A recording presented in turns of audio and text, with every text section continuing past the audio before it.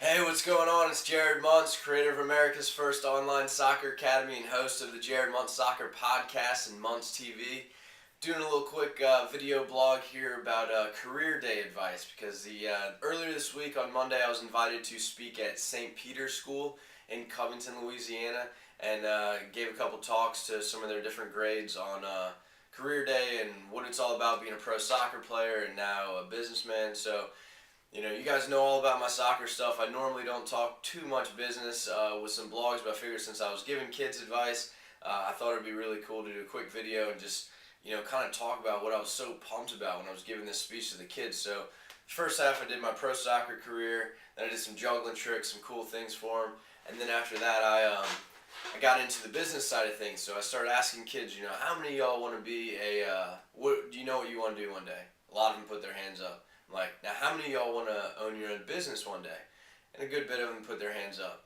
So what I was trying to explain to them is, running your own business and starting your own business, that doesn't just happen after college. It's kind of like practice. You got to practice that stuff. Same way I practiced soccer. I didn't just become a pro soccer player after college. I had to practice all the way up, and then I was ready to get there when the time happened.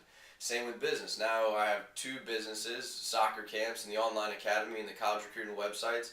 That's a much bigger business than my lawn care business when I was in high school or my car waxing business in college. So we were brainstorming about ideas on different businesses they could start. And for the older kids, I was trying to explain how that could happen online as well. Back in my day, cutting grass was what you did if you want to do your own business. Now you could go online, you could do all kinds of stuff. So being an internet business person, I decided to explain some of that to them as well. So this one guy, we came up with an idea for Pete'sOrigami.com. And Pete, this imaginary name, but this real kid wanted to do origami one day.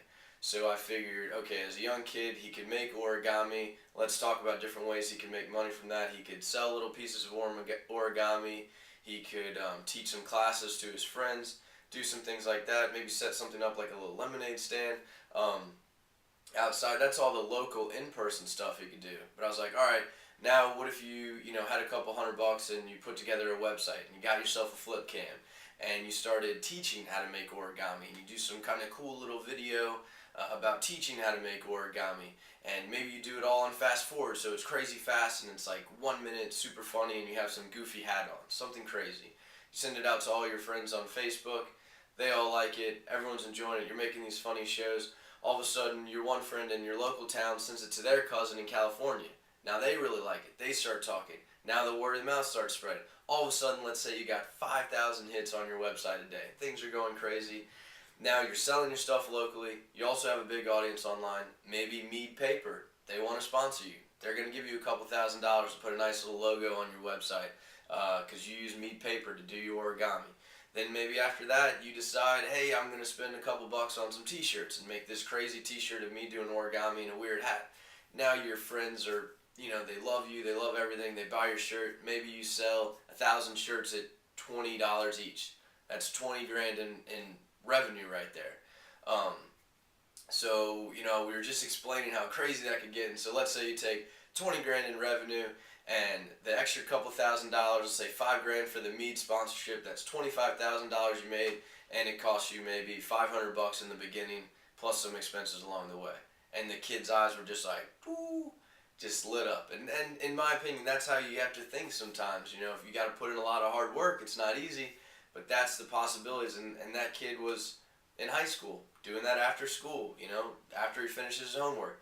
I think that's pretty cool. So I don't know. My biggest problem I see with Pete's Origami is actually the spelling of origami and people not messing that one up when they type it into the URL on the website. But anyway, I thought it was really cool. But my big advice I gave to the kids at the end was do something that you love, something that you're passionate about.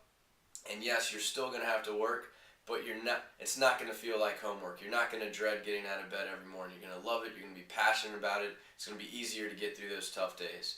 So my advice to you is, whatever you're going to do something you love, do something that you're passionate about, and remember, as long as you believe in it and back that up with hard work, anything in life is possible.